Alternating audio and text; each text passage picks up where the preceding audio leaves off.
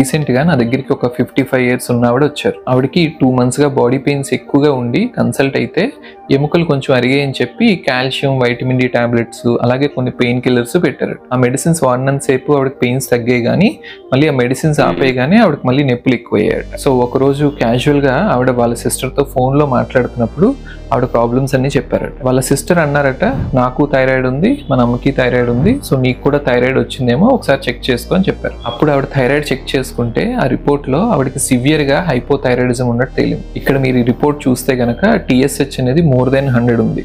నార్మల్గా TSH అనేది 5 కన్నా ఎక్కువ ఉంటే కనుక వాళ్ళకి హైపోథైరాయిడిజం ఉందని చెప్తాం. కానీ ఈవిడికి TSH అనేది more than 100 ఉంది అంటే బాడీలో థైరాయిడ్ లెవెల్స్ చాలా తక్కువ ఉన్నాయని అర్థం. థైరాయిడ్ లెవెల్స్ ఎంత తక్కువ ఉంటే TSH అనేది అంత ఎక్కువ ఉంటుందన్నమాట. సో ఆవిడకి ఇప్పుడు థైరాయిడ్ మెడిసిన్ స్టార్ట్ చేసాము.